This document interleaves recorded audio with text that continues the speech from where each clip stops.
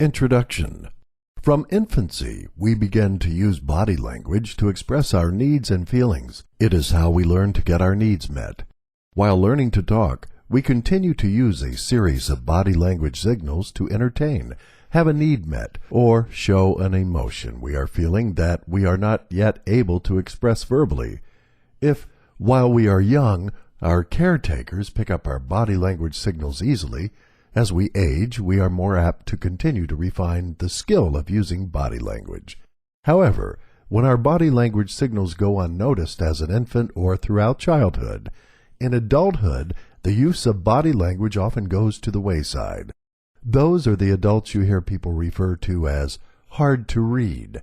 Although they can make great poker players, it does little for the art of subtle communication.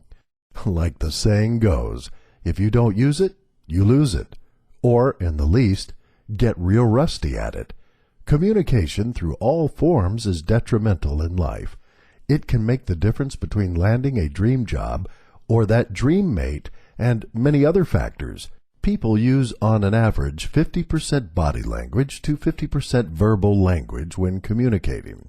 If you cannot pick up the subtle nuances of the body language someone is giving, the message you may be receiving verbally could be quite different than what they intended on it being. The more you try to use and learn how to pick up on body language signals, the better you're going to get at it. If you don't get it the first time, then continue to try and keep trying. People watching is a great way to brush up on your ability to read body language. Go to a mall and just sit on a bench and try. There are several main types of body language, and two of the most common types that people can pick up on easily are romantic and greeting body language. Other forms of body language are aggressive, attentive, bored, closed, deceptive, defensive, dominant, emotional, evaluating, open, power, ready, relaxed, and submissive.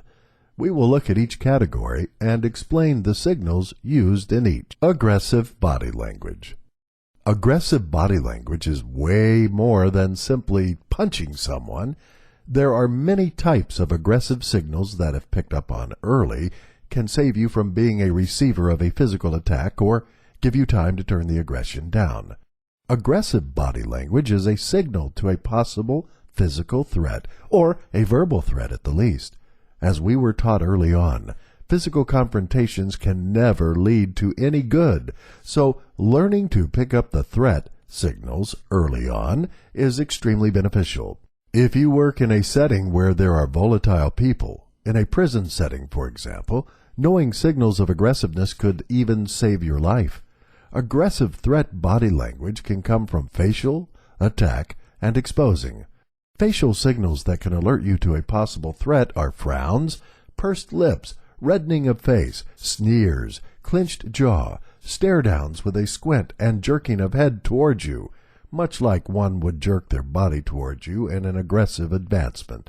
Another common facial threat signal is a person getting right up in your face with their face. With all of these gestures, it is best you step back a couple of feet to put a bit of distance between you and the aggressive person to give you a chance to possibly defuse the situation. The attack stance of body language is typically the positioning of feet for stability and clenching of fist and muscles. There are, however, some that rarely show little outward physical cues that indicate they are about to punch you. This is when body language alone can put one in a risky situation, and it's important to listen to word cues as well. Another form of aggressive body language is crossing personal space, mental, or emotional boundaries. Fake friendships are an example of crossing all three of these boundaries. By pretending to be a friend to another with intent of harm, aggressive body language takes on a chameleon effect. They will use smiles and friendly gestures to gain closeness. Everyone has a comfort zone called his or her personal space, and when that is crossed, physically, i.e. getting up in someone's face, bumping chest, physically touching another without permission, etc., that invasion of space is an aggressive body language move. People generally do this to get into close proximity of their prey so they can have power over another, by making them feel uncomfortable and to make it easier for them to make the first physical strike. Physical aggressive body language gestures are another indicator that you may be at risk of becoming a victim. Hand gestures are often used to incite another into a physical confrontation, from the use of flipping someone off with the flagging of the middle finger to gang hand signs, thrusting of arms to the ever-popular head roll, thrusts generally followed with verbal insults. Another obvious great indicator is the mock attack, such as shadowboxing, slamming fist on the table, wall, door, whatever, head-butting gesture, kicking, etc., without actually making physical contact with you. Attentive body language. Attentive body language is the act of showing through body language that you are listening and hearing what another person is saying. Yawning or nodding off would be an example of inattentive body language. Being able to properly exhibit attentive body language can make a huge impact if you're applying for a job or are in any field of employment that requires verbal contact with people. Another situation where having great skills in attentive body language is in personal relationships and intimate situations. Strong attentive body language shows that you have a sincere interest in what another person is saying, is flattering, and will most likely result in mutual attention. One way to appear to be actively listening to another through body language is by leaning into the person who is talking. However, respect personal boundaries when doing so. You will be able to tell if a person is listening to you attentively, if their gaze is on you and does not reflect away sporadically during the conversation. They will also blink less than normal. Quite often, when a person is attentively listening to another, their frown line will be indented, showing that they are concentrating on what you are saying. You will also notice a nodding of the head in agreement or disagreement of things you are saying, along with verbal utterances, such as aha. The person listening may also mimic your body language. Have you ever wondered if your spouse, friend, coworker, or boss was bored with everything that you say, but you were not quite able to tell by their body language? Well, now, you will be able to tell if what you are saying is falling upon deaf ears. One of the first cues that someone is totally tuning you out is their gaze level. If they are constantly distracted by every little noise or movement, you can bet they are not truly paying attention to you, regardless of how many times they tell you they are listening. A huge clue is when a person begins to yawn or slouch. Granted, yawning can be an indicator that a person is lacking oxygen or is tired. However, a person will also yawn when bored. If someone straight up falls asleep on you, then you have a real problem with your presentation skills and should consider taking some speech or effective communication classes. Some reasons people may choose to tune out is that the topic you are discussing with them is something they don't even want to listen to, or they have heard repeatedly from you before. If a person has no stake in what you are discussing, it's very easy for them to lose interest and become bored quickly. When speaking to a group or on a one-to-one basis, it's really important to use body language while you speak. Facial and hand movements can help to emphasize what you are trying to get across, as well as stimulate both the visual and audio senses in your audience. Long, drawn-out explanations is another quick way to lose your audience attention. Keep it short. Keep it to the point. You don't need to re-explain the same thing 50 different ways to get your point across. A good indicator of interest level is to ask questions when speaking with anyone. Often, if a person is bored, you may also see closed body language. Closed body language tells you that your audiences have totally shut down on you, and as far as they are concerned, you aren't even in the same room with them. Teens are excellent examples in using closed body language. This type of language can also present a defensive action for people as well. If you are confronting a person and they exhibit closed body language, it may be because you are scaring them, and in order for you to get across what you are trying to say effectively, you should change your approach. Examples of closed body language are curling up in a ball, rocking, tightly folded arms almost in a self-hug formation, legs tightly crossed or even twisted, intertwined with one another or with a chair or table leg, and a downward gaze or fixated gaze at an object, wall, or even feet. Now, there may be many reasons why you receive closed body language from an individual, so don't automatically assume it's all about you or what you are saying. The person may have just had an extremely difficult day. When you experience someone who appears to close up during a discussion, note what was being said at the time that the body language changed. It can be a good indicator as to what is possibly going on with them. When a person feels threatened, even verbally, their body will react. They will get into either a defensive mode or an aggressive mode.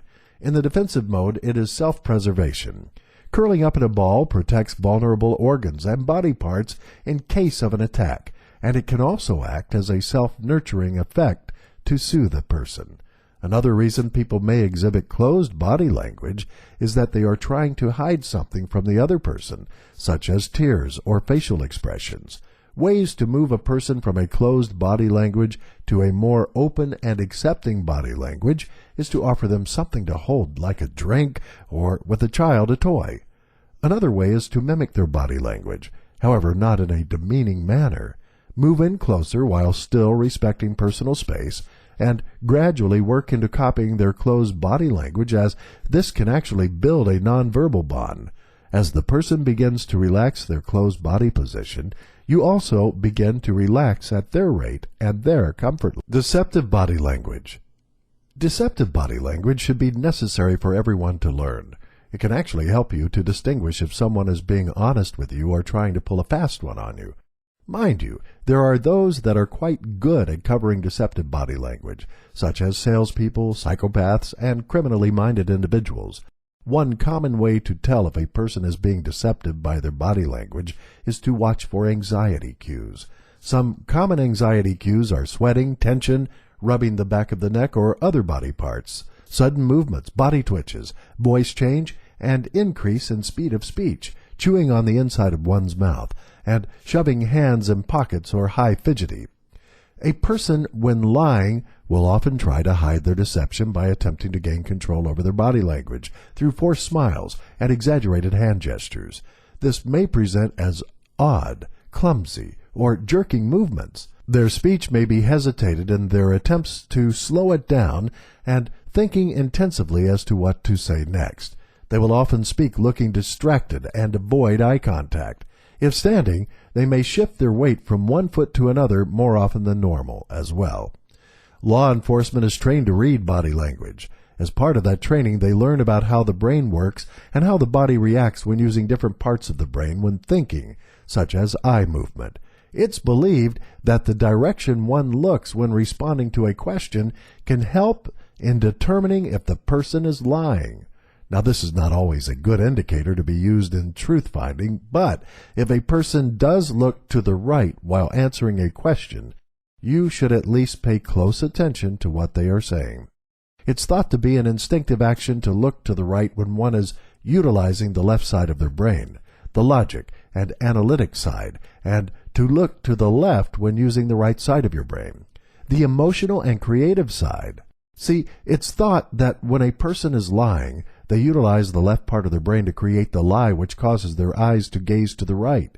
There is documentation that states differing views on lying and eye gaze. Some say a person is lying when they look to the right, whereas others say the left. So don't be judge and jury just because of the direction a person looks when they respond to a question you ask or telling you a story. Pay close attention to all of their body language as well as their words before throwing the book at someone. Here are a few more interesting things about eye gaze when trying to recall a memory or store data. When we are trying to recall a memory, we use the right side of our brain, making our eyes gaze to the left. When you are seeking visual memories, your eyes gaze upward, and when a person gazes downward, they are trying to recall emotional memories.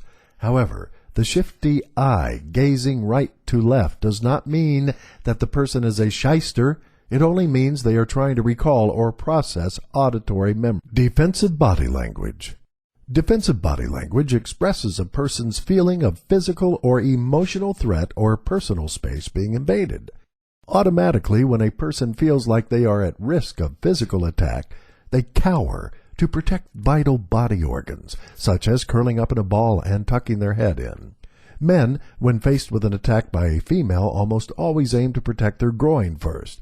If you even pretend like you are going to strike a man, watch how fast they protect the family jewels by either lifting a leg for protection or their hands drop to cross in front of their crotch. When faced up against another man, however, men will generally post in a fending off stance with arms drawn out and jaw or nose region protected. They will harden their muscles in order to withstand an attack better. A common body language signal that will tell you if a woman is uneasy is, if carrying a purse or a bag, the grip will become tighter and it will be drawn in close to their body. Some people, when uneasy, will display defensive body language by putting a barrier between them and the person or the situation that is making them feel uncomfortable. This could be a chair, a table, or even holding a package out in front of them, making an obstacle between them and the perceived threat. They may grip their keys in between their fingers to use as a weapon if a situation were to arise. Another defensive body language cue is when someone becomes stiff or rigid. They will attempt to not make a single move with their body to draw attention to themselves, while at the opposite side of the spectrum, a person in a defensive mode will scan a room or location for an escape route, or may even flee the room if they perceive the threat level too high. Some individuals, when faced in a possible threatening situation, may never exhibit signs of defensive body language and instead present themselves with either submissive or aggressive body language. Dominant body language. Dominant body language is closely related to aggressive body language, but at a lesser emotional level. The ultimate goal of dominant body language is to impress power over another, but not necessarily in an aggressive manner. More so in an authoritative manner. A person demonstrating dominant body language will often try to make their body appear bigger than what it really is, especially guys. Often they will cross their arms with their hands under their biceps in an attempt to push them out more to give a larger appearance. Men and women will hold their hands on their hips with elbows out wide while standing chest out and chin up. You will see many mothers in this position when disciplining their children. A great example of using dominant body language over another is a detective over a suspect in an interrogation room. In interrogation rooms, you will often see the detective standing, making the suspect sit to give them a dominating height over the suspect in an attempt to intimidate them. The detective may stance the room, much like marking territory, designating where exactly the suspect is to sit. Also, while walking around or coming up behind the suspect, leaning over the suspect's shoulder to talk, rather than sitting at the table with them. By invading the personal space of the suspect, they make the suspect feel uncomfortable with the added height and being talked down to. The detective achieves a dominant stance as well as dominance over his territory. The detective makes a point to make sure that the suspect knows they are on the detective's territory and working from the detective's rules. They will dominate the suspect in other fashions as well, such as cussing and name-calling and having a folder in front of them, leaving the suspect to wonder what type of evidence the detective actually has against them. Tape recorders, although used in the line of any interrogation, is also another way to non-verbally or non-body language dominate another by leaving the suspect knowing that anything they say is being recorded. You will also see a detective using facial expressions to taunt, control, and dominate the situation. It can be in the form of stare-downs, rolling of eyes every time the suspect says something, yawning, squinting at the suspect while holding a stare-down, as well as smirking at the suspect's responses. Emotional body language. Emotional body language is a very broad area because a person feels many different emotions. Anger, for example, displays differently from happy body language. However, some body language signals of happy can be mixed up with sad body language. There are many nonverbal signs that can help you determine what another person is feeling emotionally. However, they aren't exclusive, and no two people necessarily react the same way to the same stimuli. What you would think should make a person sad may actually not have any effect on another person. Anger can be present in a person for many reasons, such as getting a bad test score, having a bad day at work, or a bounced check, to numerous other situations. Some things may anger one person deeper than another or quicker. Common body language signals of anger are a flushed, red face and or neck, clenched jaw, and or fist, pacing invasion of personal space of another, with no regards, and the use of aggressive or power body language. Fear, anxiety, and or nervousness can all present very similar common characteristics in body language. Knowing a bit about the situation while reading the person's body language can help you get a better idea of exactly which of the three emotions that they are experiencing. Learning emotional body language is very beneficial in helping a child express in words what their body is feeling. Fear, anxiety, and or nervousness are hard ones for a child to distinguish and can show in a person through their body by breaking out in a cold sweat, paled face, dry mouth, diverting from eye contact, or they can appear as they are on the verge of tears. They may exhibit trembling lips, twitching eyes, voice tremors, stuttering, cracks in voice, sweating, heightened pulse, clenched fists, muscles, and or jaw, and extended periods of holding their breath. Some may present as fidgety, while others may take on a defensive or ready body language stance. As you can see, many of these body language signals are also present under other emotions other than fear, anxiety, and or nervousness. However, as stated before, if you know a little bit about what is going on, you can generally determine the exact emotion the person is feeling and exhibiting through their body language before even having to speak to them. This is helpful to know if the person fears you or if they are just nervous about the situation or having anxiety about it. It will help you to put the person at ease better in order to come to some sort of a resolution. Sadness body language generally presents with slouching or drooping of the shoulders or body, almost limp-like, possible trembling, lip, tears, and a flat speech tone. Embarrassment can present with a red face, avoidance of eye contact, grimaced face, or a meek smile, and can also cause withdrawal in some people. Surprised body language will present with the widening of the eyes and raised eyebrows. Emotional body language expressing happiness can present in tears of joy, smiling mouth and eyes, and an overall relaxed demeanor. Extreme happiness may present with a person doing what is known as the happy dance, where they're jumping all around. Although all of these are very common types of body language used to express emotion, a person with a flat affect may not show any of these. They could be extremely happy inside and only show it with a slight smile. Evaluating body language. Evaluating body language is how a person uses their body when evaluating a certain situation. This could present in hand movements when discussing how a backyard deck design should go, or on a determination of which direction one should turn while driving. People who generally do a lot of talking with hand gestures will exhibit a large amount of body language when evaluating or thinking about something as well. Another form of evaluating body language is the formation of sorts similar to that of praying hands while thinking. They may tap a finger on their chin or even rub their chin. Their lips may purse, and for those you encounter that wear eyeglasses, you may notice that while evaluating a situation that they peer over the top of them when in discussion rather than through them. Professors, teachers, and doctors who wear eyeglasses are known for this. Generally, their body will present relaxed and comfortable, although they are concentrating intensely. Greeting body language. Everyone knows waving at another person or shaking their hand is a way of greeting.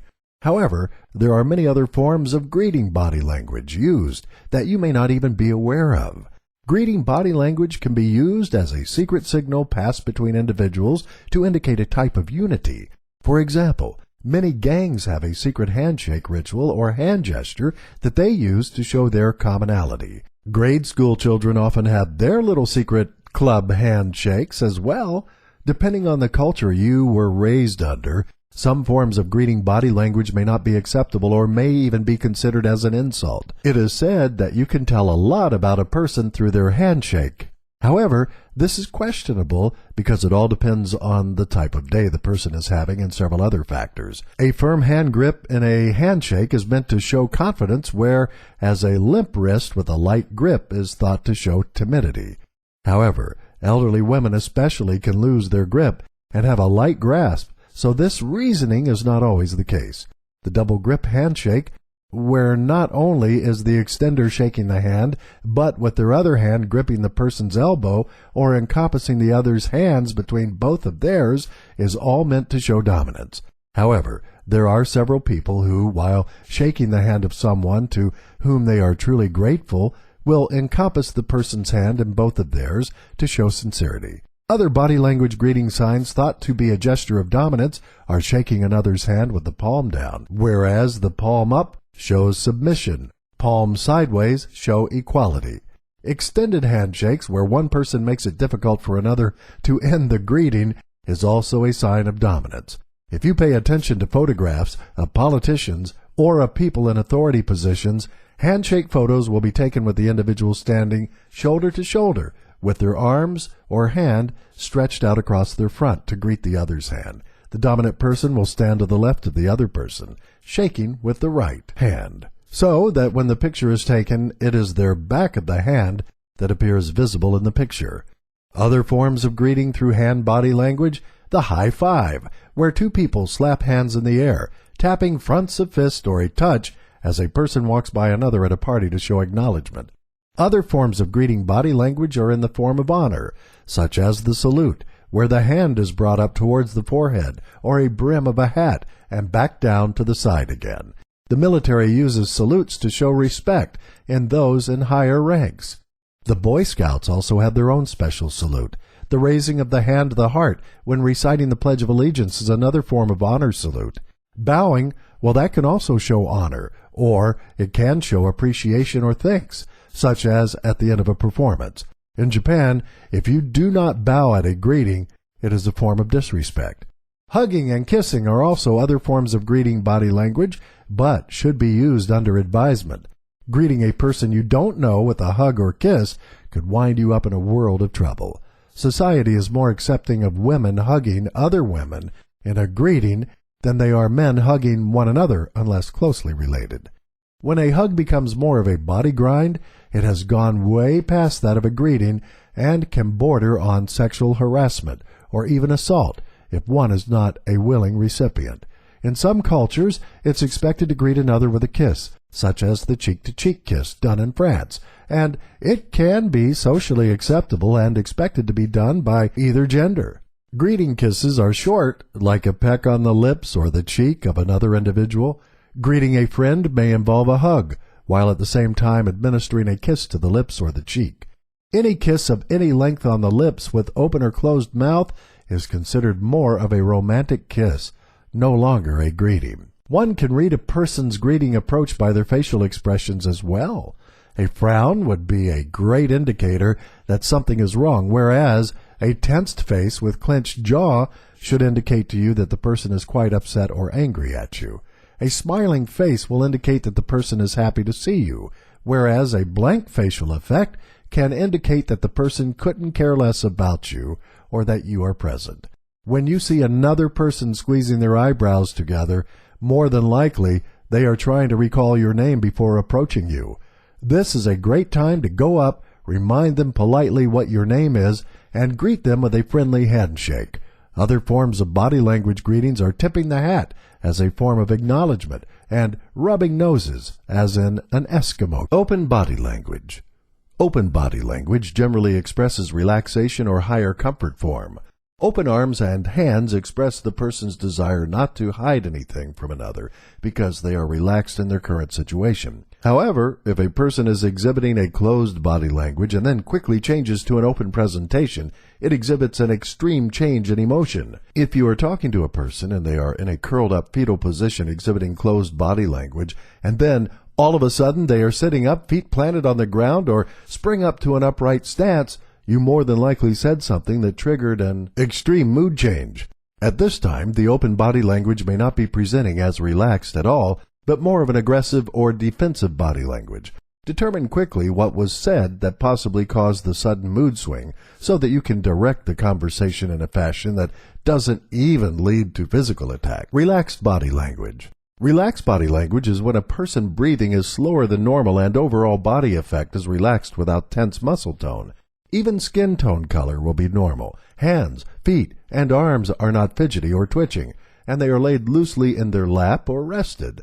Facial expression is relaxed with a possible slight smile or relaxed mouth. Voice tone is steady with no exaggerated high or low tone fluctuations. The face, well, it will be without exaggerated frown lines. The eyes will mimic the mouth. If a slight smile is on the mouth, there will be a slight smile in the eyes, and the eyebrows will be at their natural level without tension. Power body language. Now, power body language is a form of dominant body language, but also has a rescue hero aspect to it as well. People who use power body language on a regular basis are those who are in a position of authority or like to act as if they are. It can be a spouse or partner that tries to remain the power center in a relationship that uses power body language. If a person appears to always have control over your time and space, they are more than likely exhibiting a lot of power play body language, and this is one way they have achieved this power over you. In the business world, power is exhibited and acknowledged by the employees starting from the company parking lot. Those in positions of power always have the reserved and best parking spots. This is the beginning of dominating space and exhibiting one status over another. They display their position and status from the car they drive to the size of the office they sit in, with a door that can close to allow them the power to select when they want to deal with the hired help. They will take extended lunches but have the hired help punch in and out to ensure that they don't even overextend the designated time given for lunch breaks. Power handshakes are one way a person will demonstrate their power over another. Upon greeting, if someone they feel is of lesser status than they are, the power player, believe it or not, will give a firm handshake, draw the person in physically, grip the elbow of the arm they are shaking with opposite hand, and hold the shake longer than a normal shake. If you want to counteract a power handshake, offer a limp, weak grip, as an extended handshake can make one feel uncomfortable. When exerting a power handshake and receiving a weak, limp grip in return, the uncomfortable feeling is turned back on the power player.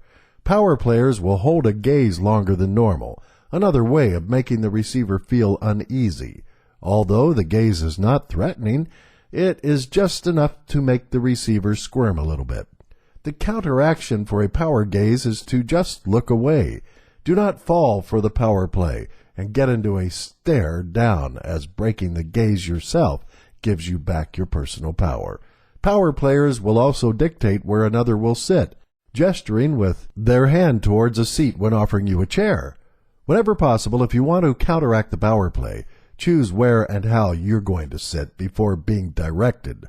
If you are meeting a person who is known for power plays, go early, get your seat first. Power players are great at making another wait on them. If there is a planned meeting, you can bet the power player will make everyone wait on them.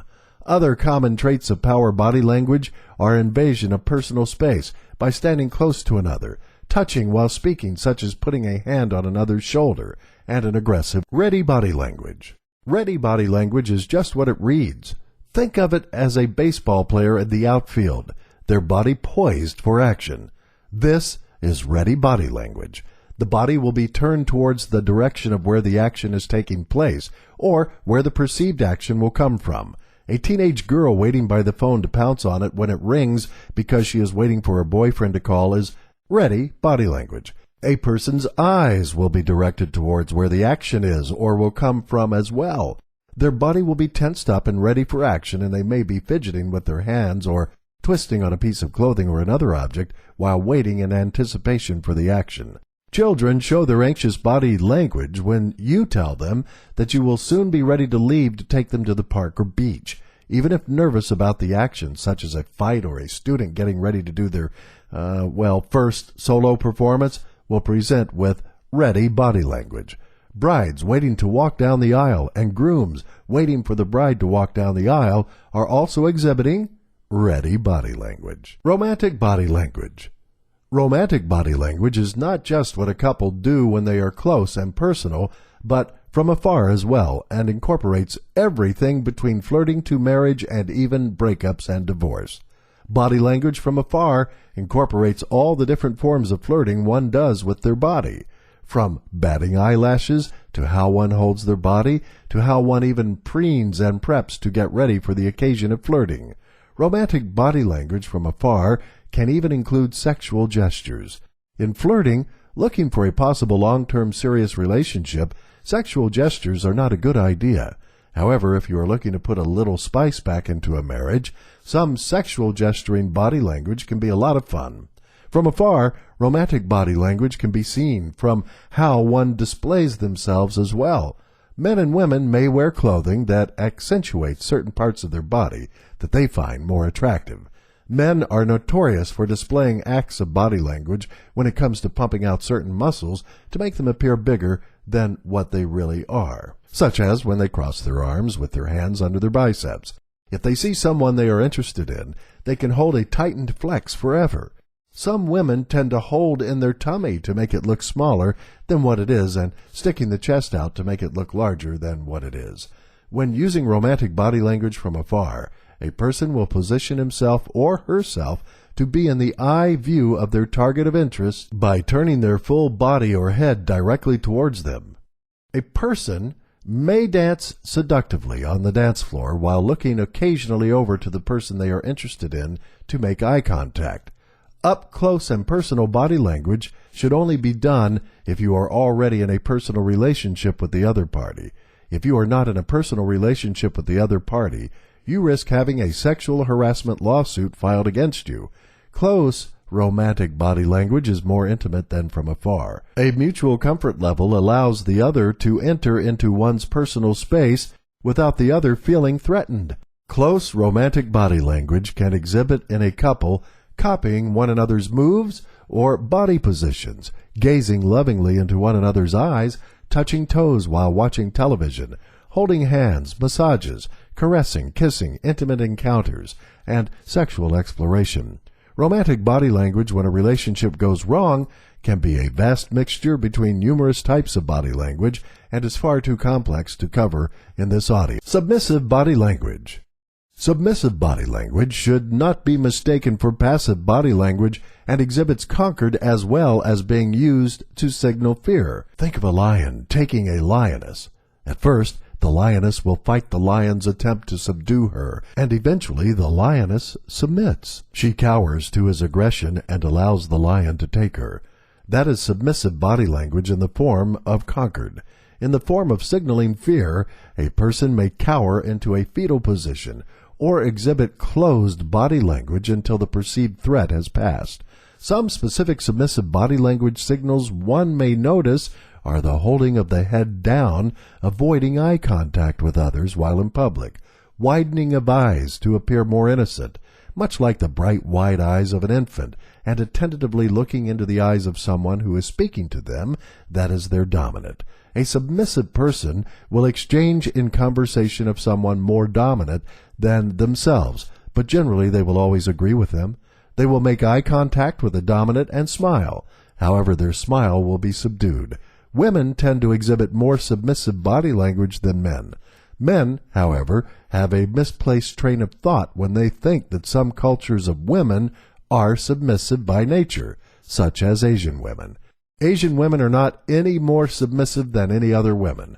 Their culture is different, and they value their family and pride themselves in being a great wife and mother. This, by no means, makes her submissive. Conclusion. Every part of one's body is used in body language. Each movement or lack of movement can mean something. Not everyone exhibits the exact same body language as another to express something, such as in greetings. For one, it may be customary to kiss another on both sides of the cheek, but for another, a simple wave of the hand is sufficient. Some people use less emphasis with their body language, where others can over-exaggerate the same gesture. Some people require larger personal space, where others are quite comfortable with others moving in close. There are so many different facets to body language, and one can never stop learning. It will help you in all aspects of your life.